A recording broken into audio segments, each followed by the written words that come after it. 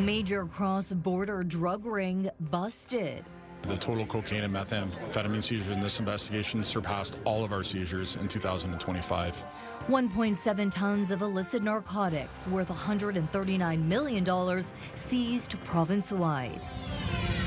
Dozens of arrests, hundreds of charges. 2 of the accused were in a position of authority. An Ontario-wide initiative to end online child exploitation.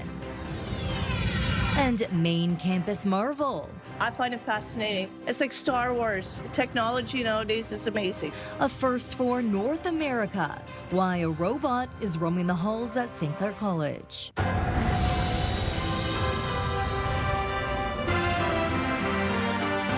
CTV News with Stefanie Masotti.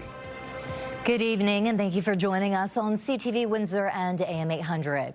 A massive cross-border drug investigation that began in Windsor has led to one of the biggest drug seizures by weight in Ontario history. Police say nearly 1.7 tons of illegal drugs worth more than $139 million has been seized. CTV's Chris Campbell joins us now in the newsroom with more on what investigators uncovered. Chris. Yes, Stephanie, this was an extensive investigation involving multiple Canadian and U.S. law enforcement agencies. Authorities say the commercial trucking industry was being used to move drugs across the border.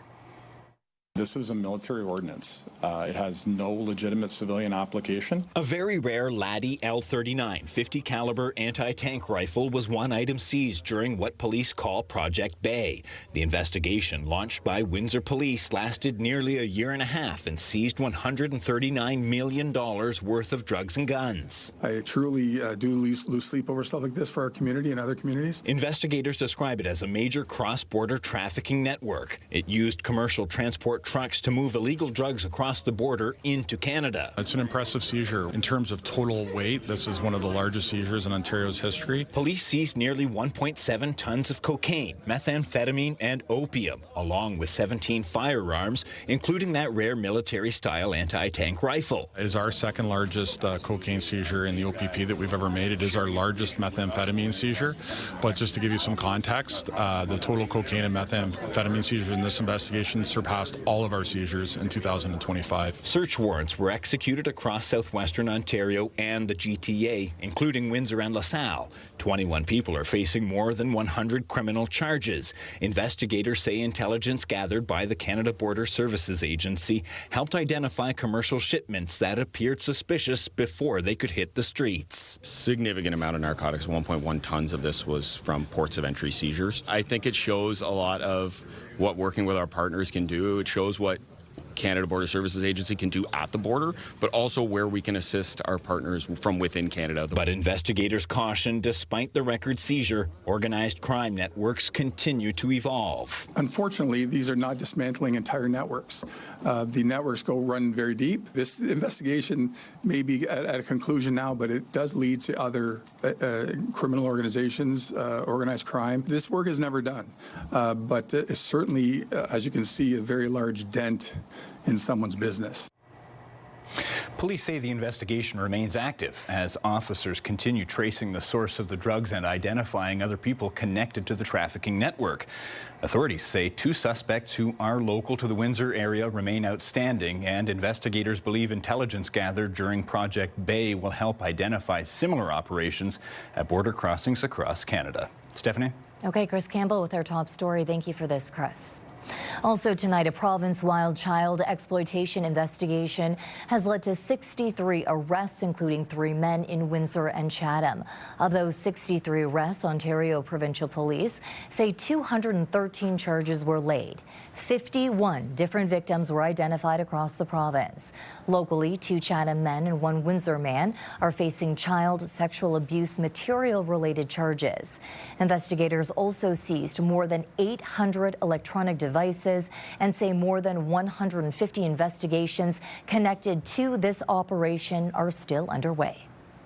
Two of the accused were in a position of authority over children, and so we encourage that educators, parents, guardians, anybody who is in the care of children, that if you see anything, if a child comes to you with any information that might be worth just giving us a call.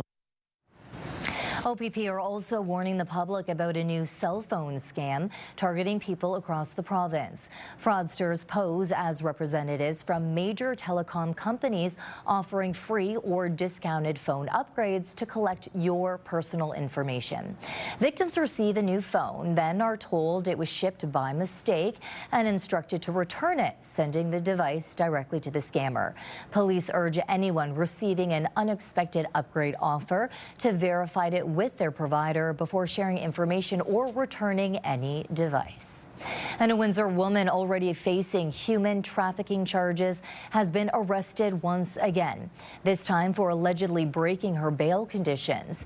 Police say 60-year-old Jian Lin was prohibited from operating a lodging house or associating with people involved in the sex trade. But investigators say they traced online sex ads to a home on Linwood Place where two women were found. Lin now faces 3 new charges. The Chatham-Kent Police Service and St. Clair Catholic District School Board are tonight working together to strengthen emergency preparedness and public safety. The school board is providing access to George P. Vanier Catholic School for officers to complete immediate rapid deployment training in a realistic school setting. Residents will notice an increased police presence between July 27th and the 31st. Let's take a break now. CTV meteorologist Gary Archibald joins us for a first look at the weather from the top of the Bell Building tonight. Gary, where it appears very clear. Clear, beautiful conditions. Good evening, Stefanie. Good evening, ladies and gentlemen. I'm anticipating more sunshine overhead for tomorrow afternoon and daytime highs, although slightly cooler than average, mid-20s. No complaints here. Ridge of high pressure is keeping any rainfall at bay on its perimeter. That means the entire Great Lakes region is relatively not looking at active weather at all. Not likely to see significant rainfall perhaps until Sunday and most likely Monday. Tomorrow's sunny. Saturday's now sunny.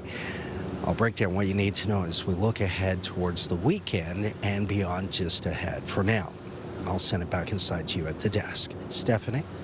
Prime Minister Mark Carney says he could have been clearer when explaining Canada's new revenue-sharing agreement for the Gordie Howe International Bridge. After days of criticism, Carney acknowledged he misspoke when he suggested Canada would pay off the bridge's debt before sharing revenue with the United States. Details released this week show Canada will split 50% of net bridge revenue with the U.S. for the first 15 years after operating costs, while continuing to repay the construction debt separately. Carney insists the agreement is still a good deal for Canadians and says the financial impact will be minimal. Also, the Prime Minister promising to do whatever it takes to deal with Donald Trump and his threats of punishing 50% tariffs. It added a sense of urgency as Mark Carney sat face-to-face with the provincial and territorial leaders today. As CTV's Rachel Aiello reports, they were demanding Ottawa outline a plan to negotiate a deal. Under pressure to plot Canada's path through the latest escalation of the trade war with the United States, Prime Minister Mark Carney met with premiers today to strategize. Canadian governments around this table will do whatever it takes to defend and support our families, our workers, and our businesses. Morning. Provincial and territorial leaders went into the meeting wanting the Canadian government to articulate how they intend to get the Americans to the table. With a strong plan, Team Canada, led by the Prime Minister. And what happens if he doesn't have a strong plan today? Well, I don't expect him to have the T's crossed and I's dotted, but it's a Team Canada approach led by the Prime Minister. Canada-U.S. Trade Minister Dominic LeBlanc and Chief Negotiator Janice Charette joined today's talks. And hours later, First Ministers emerged united and with new resolve. We're ready. We're ready because we have been focusing on what we can control, and that's building our strength at home. As the clock ticks towards U.S. President Donald Trump's new tariffs coming into effect, Carney said he sees the current deadline as both a potential endgame, but also just another pressure tactic. Everything's on the table if there's no agreement, depending on the outcome of the negotiations. And premiers, while initially differing on retaliation, agreed the best outcome would be to get a comprehensive deal that provides relief for the full range of tariff-affected sectors. 97% of our goods cross the border without tariffs, but we'd like it to be 100%. And we'd like it to be the same way for the rest of the country as well. The Prime Minister was also pressed to keep provinces in the loop as negotiations intensify. Canada's at its best when provinces and territories and the federal government work together. Carney and the premiers also agreed to keep up efforts to strengthen the domestic economy, to reduce Canada's reliance on the United States long term, from breaking down even more interprovincial trade barriers to building more major energy projects. Rachel Aiello, CTV News, Charlottetown. Now, in light of the 50% tariffs and the sentiments surrounding the opening of the bridge, we asked Windsor-Essex residents a simple question. Are you making an effort to shop Canadian? But I will 100% buy nothing but Canadian. It's all Canadian all the way. Anything that say USA, I don't want it. Absolutely not.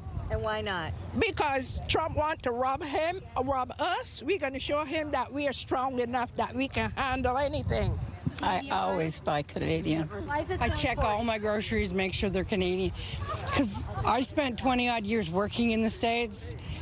I was very good, but you know what? As soon as Trump started this mess about it, and after when he was in there, I was still working in the States when he was there the first time, and I saw what he did to the health care. So you know what? He doesn't need any of our money. I was born and raised in Vancouver, British Columbia, and I'm not looking at what's below the border.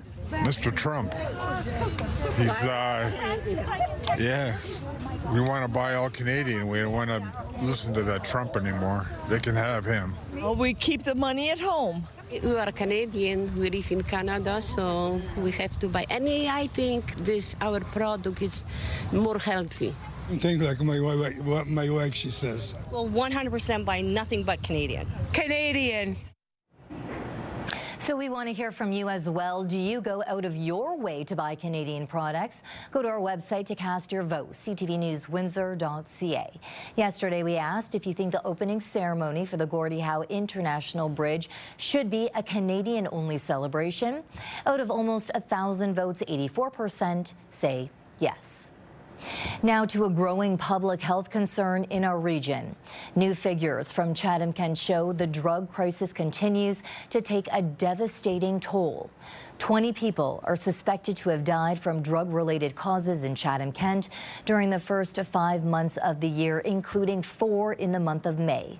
The latest public health report shows the municipality's suspected drug death rate is more than 2.5 times the Ontario average.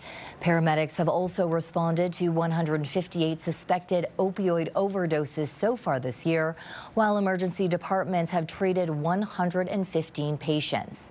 Nationwide, a new report is shedding light on who the opioid crisis is hitting the hardest. The study found more than a third of people who died from opioid overdoses between the years 2018 and 2024 worked in construction or the trades. Researchers say the findings reinforce previous evidence that those workers are disproportionately affected. Now, the executive director of Essex County Youth Diversion says recent acts of vandalism are a reminder that early intervention and accountability are key to preventing more serious offenses. Joanna Conrad's comments come after another park playground was spray painted with graffiti, including a racial slur. Other incidents involved damaged washrooms at Lansbury Park and a playground fire at Parent Park. Conrad says 1 out of 5 referrals they get is due to vandalism. She stresses parents need to talk with their kids about consequences before police become involved. We have to stop treating vandalism as a harmless mischief or a rite of passage. A broken bench isn't just a bench, right? Somebody paid for it. Another family was looking forward to using it. It's public property, which means that it's everybody's property. And those are conversations that parents need to be having long before our children are teenagers. St. Clair College is the first college in North America to bring in a humanoid robot that can walk, talk, and dance into the classroom. CTV's Bob Belichico is joining us. And Bob, the party tricks are an attention getter, but the real story is how this robot can help a cross-section of people. Stefanie, let me tell you, this is amazing. So, you know, a lot of us use our phones for AI these days. This here is a humanoid, and AI can be programmed into it and will probably happen at some point. This here is a robot. It's an ambassador for St. Clair College that will connect students with industry. A fist pump from St. Clair College's R1 humanoid. That is so awesome. The robot is a head turner as it roams the college's hallways. I find it fascinating. It's like Star Wars. The technology nowadays is amazing. The robot can walk, talk, and dance. Do you have dance moves like that? No. Let's see what you got. The Unitree R1 humanoid stands 4 feet tall and weighs 29 kilograms. I'm that generation where I grew up, we didn't even have internet. Now we have mobile phones. This is just the next iteration.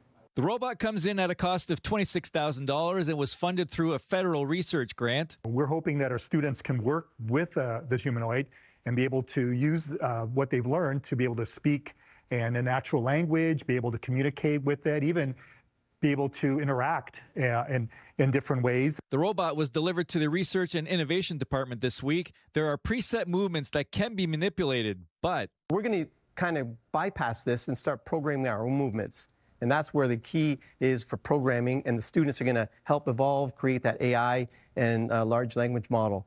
Students may be able to teach the robot to push the elevator button and travel to a different floor. Now, the robot's agent or brain is loaded with data from the faculty. The thought is it may eventually respond and develop its own way of interacting. It's very safe as well, because what we do is isolate it to the information that we want it to learn and use.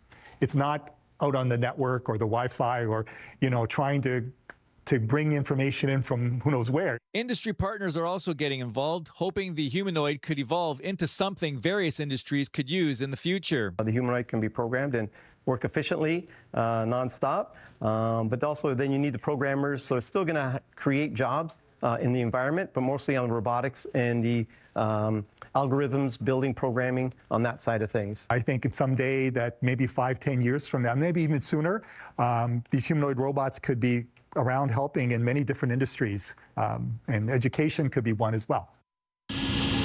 So the college is going to have a Name the Robot contest coming up in the fall, and students will have an opportunity to teach the robot how to drop a puck. Because if you know John Fairley well enough here at St. Clair College, you know that this robot's going to make an appearance at a Spitfire game at some point, right, Stefanie? Back over to you. Yeah, it would be cool to see a robot do that ceremonial puck drop before a game, but I would also love, Bob, for it to learn how to fold my laundry as well. We'll see. Okay, thanks, Bob. Now, do you have a great story idea you would like us to cover? Text us at 10400. You can also send photos and video. A brand new pipeline and $1 billion bet on Canada's energy future. Still ahead on Windsor's news leader, the CEO says it's all worth it. Later, where the city is opening up new home building lots and the price tag attached.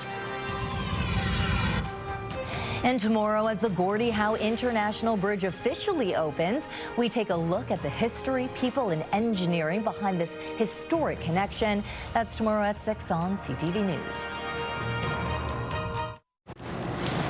The volatility of oil prices is putting Canada's supply in sharper focus. Today, we got a sense of what's at stake for a new pipeline from Alberta to the West Coast. CTV News spoke exclusively to the CEO of Trans Mountain, the Crown Corporation that would run it. Here's CTV's Michael Couture with what he had to say. I certainly think it can be built. We already have built something like it. The CEO of Trans Mountain believes the newly proposed pipeline can and will be built. We were talking about the possibility of another pipeline. In an exclusive interview with CTV News, Mark Mackey suggested the cost would be similar to the first pipeline, which was $34 billion. But he says there is a very compelling case for a new pipeline from Alberta to BC's coast. This one is a little longer, a little bigger, more capacity than what Trans Mountain built before. But I think it's very necessary in the global context that we live in today. The federal and provincial governments are investing in the project with the help of the Crown Corporation that Mackey heads up.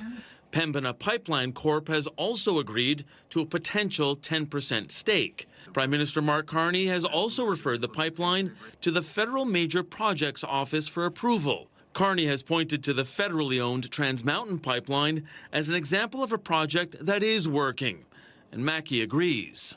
We paid $1.7 billion into the Treasury last year in dividends and interest. We'll beat that this year. You'll probably reinvest some capital in the years thereafter. This is going to be a very profitable investment for the country, the legacy Trans Mountain. I expect the new system to be the same. And the overall economic impact that system will enable is ginormous to the country. Asked if he believes if the federal government should sell the pipeline that it already owns, Mackey said Canada should hold on to it, adding it's far too strategic to the country. Mike Lecouteur, CTV News, Ottawa. Meanwhile, in the Middle East, the American military has conducted its 12th straight night of attacks against Iran.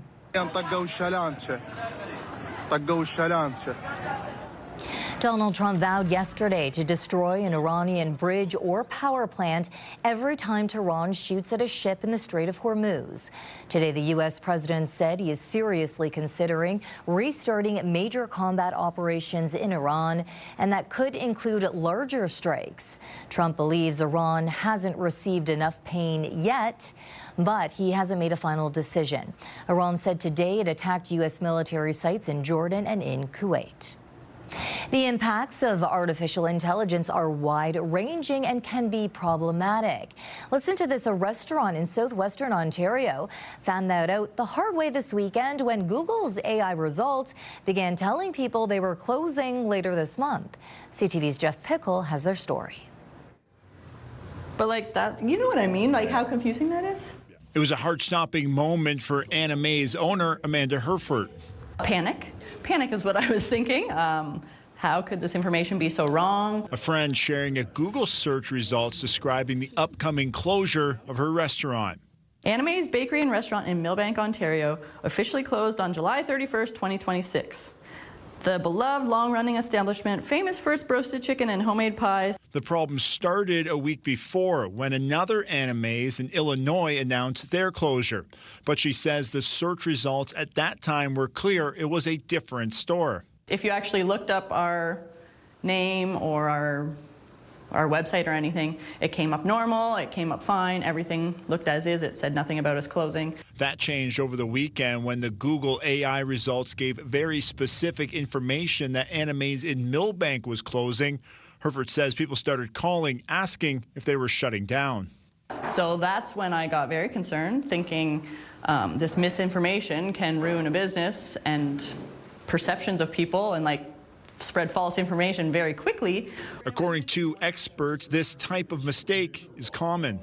When you don't have a human in the loop and there's information that's being scraped and being processed, there is a very real possibility that errors can happen. While Anna May's mix-up appears to be an innocent mistake, sometimes the intentions can be nefarious. And AI has made it really easy for scammers to replicate websites. So what a lot of people are seeing now is deals that are just too good to be true. Stores shutting down, liquidation sale. Herford says thankfully the problem was resolved quickly through the Google chatbot. I just decided to put into the messages saying, hi, we are the owners, we are not closing. I think you have us confused with the Anna May's in Illinois that is closing. And then it wrote back and said, oh yes, I can see how this could be detrimental and we will get this fixed in our research right away. Herford says she worries about the potential impact of this AI mix-up. It was just a terrible thing to know that all your hard work can be undermined in such a short period of time by a confusing AI message. For those worried about misinformation, experts say don't believe the first thing that pops up on the internet. If it says that a store is shutting down, or if a deal is too good to be true, or there's information that just catches you by surprise, sometimes go old school. Pick up the phone, call the company, call the organization, and just validate and verify the information. We reached out to Google but did not receive comment by airtime. Jeff Pickle, CTV News, Millbank. The City of Windsor is offering 6 new residential lots for sale as part of its Housing Solutions Made for Windsor strategy. They are fully serviced single-family lots located across Olive and Norman Roads beside Kinsman Norman Road Park. $200,000 each. The sale is part of the Kinsman Norman Road Park redevelopment plan, which aims to increase housing while enhancing public green space. Revenue from the lot sales will help fund new park features, including a basketball court, soccer field, community garden, and more trees. Constructions on the park improvements is expected to begin late this summer. And Winners is one of its Windsor locations is going to the West End. The retailer says its Dougal Avenue location will close by August 5th, and a new, larger store will open on August 10th. The new location will be on Huron Church Road near Tecumseh Road West. The new 26,000 square foot location will offer the same selection of brand name clothing, footwear, and home essentials. Company officials say the move will provide an improved shopping experience. The East Windsor Winners location remains unchanged. And federal workers have until tomorrow to apply for an early retirement program. Back in December, roughly 68,000 public servants were given notice they were eligible for an early retirement. So far, more than 9,000 workers have applied. Federal workers approved for early retirement will need to retire by January of next year.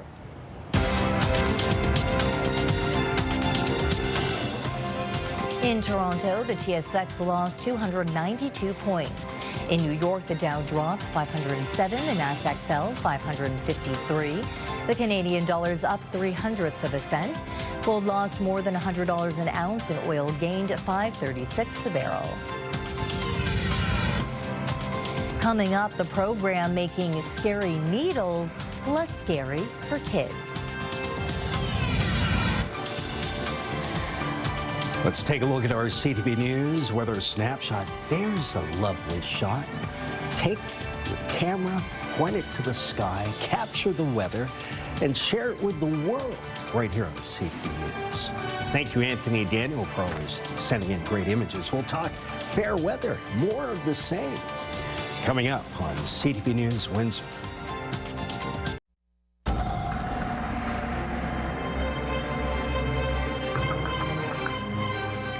Another rather beautiful day today, and Gary, looks like we're going to see something similar for the opening of the bridge. Part of the guarantee. I said it would be lovely today. It will continue to be lovely tomorrow. Temperatures in the mid-20s, slightly below seasonal, but we'll take it. It's been comfortable, and humidity, rather, has been in the 50% range the last couple of days through the afternoon at peak time. So 25 today felt close to about 25 to 26 degrees Celsius. It just hasn't been very humid. So we appreciate the dry, fair weather. Air quality has improved since the wildfire situation with the warnings last week. We are in the low or green scale, part of the scale, and that's good. 22 degrees at Chatham-Kent's weather station. That's 72 degrees Fahrenheit. Mostly blue skies overhead towards the horizon, a bit hazy. It's close to about 23 to 24 degrees in the GTA, and same figure in Windsor, the Rose City. Much warmer across the prairies, especially in southern Alberta and Saskatchewan, although Winnipeg's already up to 27. So the heat is in the west. The relatively seasonably cooler air is in the east, and certainly the central tier where we are. The Great Lakes have been lovely today. Surrounding areas, of course. Southern Ontario is likely going to still be under the influence of this very strong ridge of high pressure, keeping well, essentially any precipitation well beyond our borders. I think tonight's going to be indicative of the next couple of nights. We are cool-ish. Temperatures getting down to lower double digits beyond midnight.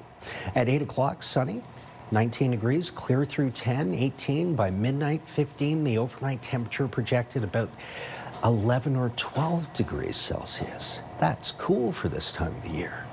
Cooler air mass in place, still with us for tomorrow. Will be a degree off average for a daytime high. 27, high UV, 9 plus tomorrow, so protect yourself. Saturday, sunny now. The showers shift a little bit further towards Sunday afternoon. 28 on a sunny Saturday, 28 on a cloudy Sunday, more likely rain on Monday, 26, then 29, 28, 27, Tuesday, Wednesday, Thursday of next week. That's a look at your Enercare Siles 7-day forecast.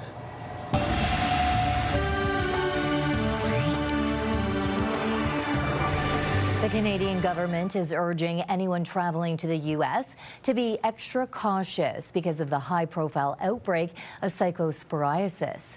The stomach illness outbreak has been making headlines across the U.S., with thousands of suspected cases linked to contaminated lettuce. In response, Ottawa has raised its travel advisory in the U.S. to orange.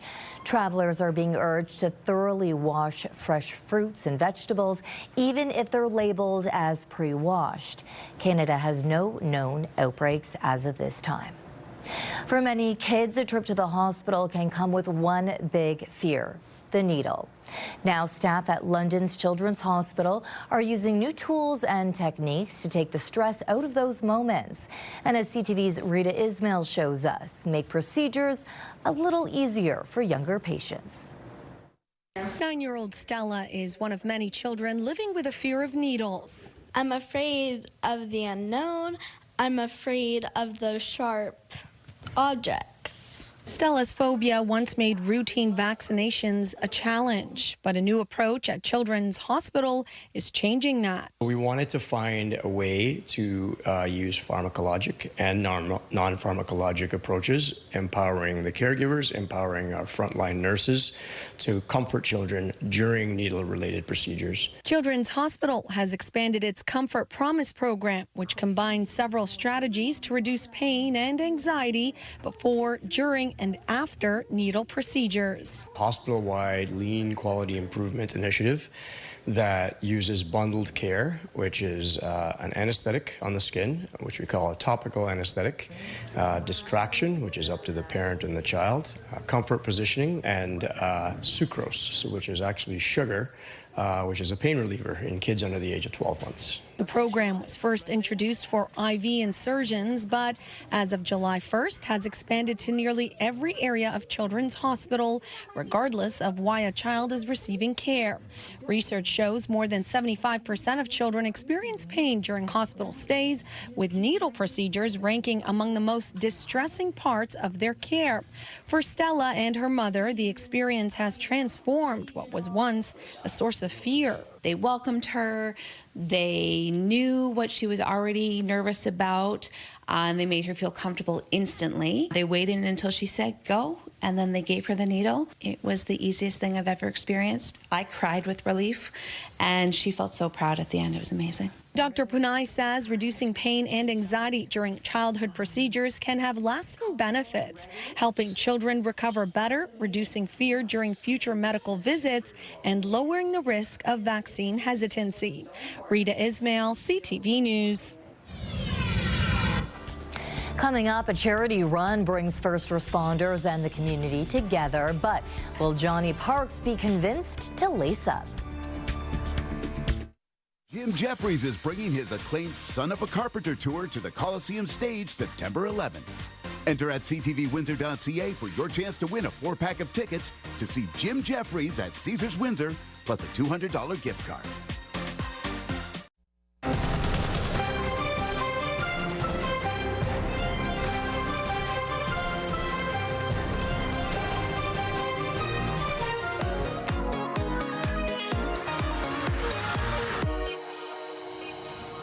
Turning now to our weekly segment, What's Up YQG, with Johnny Parks from our sister station 89X and our own Melanie Kettner. Now, you guys have some information on a weekend charity event that's coming up. Yeah, we're near the site of Run with Responders this weekend. Johnny, can I finally convince you to start running or what? You know, I think I might come cheer everybody on, just baby steps, all right? We're here with Dave. Can you tell us more about the event? Thank you. Yes, 4th annual Run with Responders 5K this Sunday, 9 o'clock at the Civic Terrace Plaza. It's a first responder themed run and walk. And everybody's invited to attend, right? Everyone's welcome. There is some misconception that you have to be a first responder. You do not. Everybody is welcome to attend. And out of the responders, is there a group that tends to be the fastest? Well, that's interesting you say that, Johnny, because we have a casual competition called the Chiefs Challenge. And what it is, it's between Windsor Fire, Windsor Police, and EMS Windsor, Essex. And there's a trophy and bragging rights for the team that's the fastest. Right now, this is our 4th year. The competition is tied 1-1-1. So this is a pivotal year. Ooh, this is going to be the tiebreaker. Okay, so what's the breakdown of events on race day? So what'll happen is at 9 o'clock we have a 200-meter kids dash for the little children, followed by, about 5 minutes or so later we'll do an 800-meter run, which is kind of fun because normally it's a kilometer, but this one is called the CKLW AM 800-meter run, and then the 5K will start after that. I think if I start training now, I might be able to beat the kids in the kids dash, but that's about it. Where does the money go from the event? So we have 3 fantastic charities, local charities we're supporting. So the Law Enforcement Torch Run for Special Olympics, Windsor Firefighter Benefit Fund, and the Canadian Mental Health Association Windsor Essex County Branch. Oh, all deserving charities. Good luck on your event, Dave. It's going to be an amazing one, I'm sure. Now, Johnny, there are a few other things we got to mention, including something else just further down the riverfront. Yeah, the riverfront big picnic going on at Alexander Park. Oh, that'll be great. And what about something in Amherstburg? Amherstburg's gone car crazy. I mean, I feel like they always are, but it's a part of an event, yeah. And if you're in the mood for a little Halloween, there's something else? Yeah, the Scarehouse Summer Scream. I love those guys there. It's great. Woo! So from like screaming to running, a little bit of everything. I always scream when I run, yeah. We'll put the links online, and that's What's Up YQG.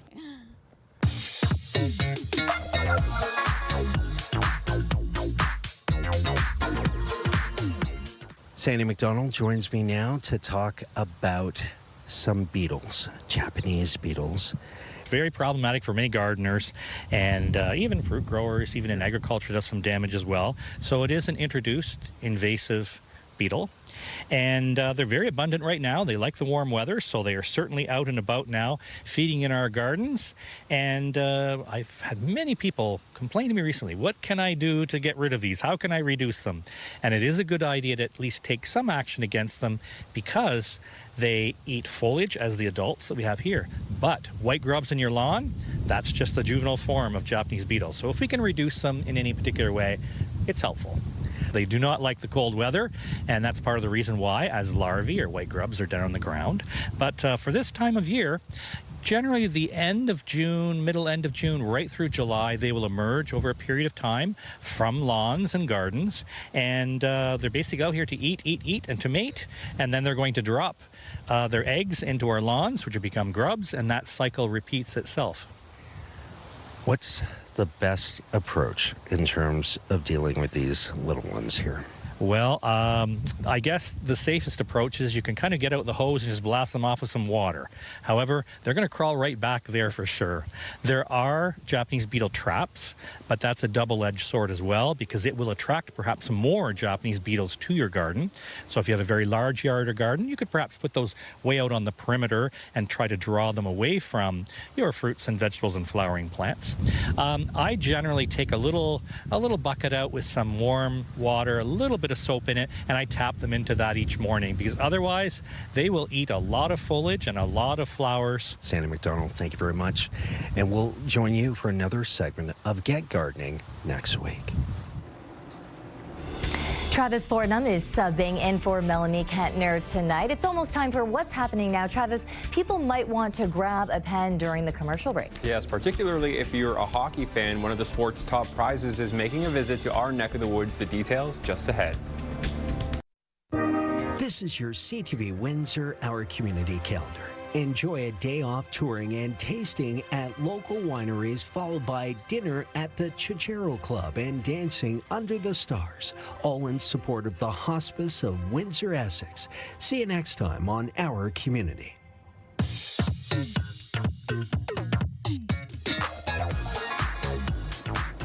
All right, Travis, so hockey fans might want to write down some times and locations if they want to celebrate a champ from Wheatley. Yes, that's right. Wheatley's own Cameron Arquette is bringing the Memorial Cup to town on August 4th after helping the Kitchener Rangers win it this year. This is hockey's most prestigious junior trophy we're talking about here. If you want to get in on the celebration, a parade featuring Arquette is planned for 5:30.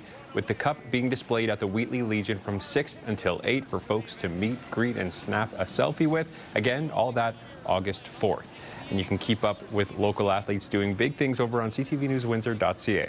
And there is another story on our website about some young people sharing the love with their community. That's right. A group of Windsor students preparing to serve hundreds of meals at the Mission this weekend. Streetside Suppers has 350 meals to distribute, to be exact. And online, we have their story, their plan, how the group came to be, and how you can chip in to help.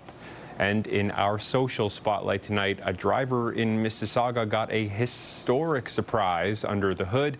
Animal Services found a python curled up inside the engine compartment of a vehicle. Crews safely removed the snake, which was dehydrated and had a few scratches, but was otherwise in good shape. The python is now recovering at the Mississauga Animal Shelter. Would you be cool with that? You'd probably be able to take that out for someone, right? Yeah, no problem. So if you need that, call her. I would just pull over, call someone, or just flag another vehicle over. I am curious how they found it in there. Was the engine making a hissing noise? That's a good question. Hissing noise. No, it's true. How did they even know, or did they? Maybe it was their python. Who knows? Maybe. Okay. Yeah, that doesn't make any sense, but that's okay. But yeah, I would definitely just get in my car, back up, and call someone to help. I think I can handle it. No, I'm sure you can. Okay, if any of our viewers some video that they want to send us for a trending segment, how can they do it? Yeah, if you find something weird in your engines, you can email it to us at newsnow@bellmedia.ca, or you can text it to us at 10400. We would definitely love to see it. Okay, that's what's happening now. Thank you, Travis. A hotel bar gig turns into a star-studded surprise. When we return, why an unexpected celebrity guest joined this Canadian duo on stage.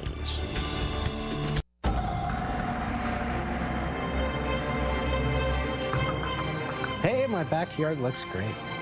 It does. I've been looking every single day, and I know chatting with you about it, to make sure tomorrow is a comfortable day, so no thunderstorms, no smoke to worry about, no major warnings or watches, which is good. Ladies and gentlemen, it's day 2 of the guarantee. Today came through with flying colors. Let's see the documentation that I got here. Ah, yes, a mostly sunny icon for tomorrow. Sunshine for Saturday. I'm going to extend the guarantee a 3rd day. Imagine that. Yesterday, it looked like we're going to see some showers moving in a little bit earlier. Now it looks like we'll push the cloudiness to Sunday and definitely Monday with rain. Tuesday, Wednesday, Thursday, back to fair weather, cloud and sunshine. Tomorrow, 27, followed by 28, seasonal temperatures. And it looks like we will be between 26 and about 29 from Sunday through to Thursday of next week. So the guarantee is good. So Gary, aside from that, I know you love singing. Okay, so this next story is for you, and I know you love celebrities too, so this is the perfect story for you. A musical duo in Newfoundland had a recent brush with a fame at a hotel bar. The pair were performing when a pop star emerged from the crowd to join them on stage. CTV's Garrett Berry has the story. It was this singing voice that inspired one of the music industry's biggest stars at a gig in St. John's. She runs up to the front of the stage and she was like, "Can I sing with you?" And I was like, "Sure," still not clicking in who it was.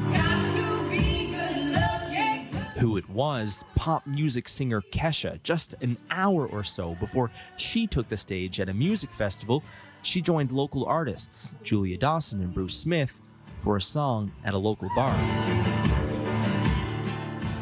Once she came on stage, you know, she had the vibe going, she was dancing, and it just felt incredibly natural. She was harmonizing and singing, and I was like, oh my God, it's Kesha next to me, like 2 feet from my face. A pinch me moment for the young duo, who are working to build a music career at home in Newfoundland and Labrador.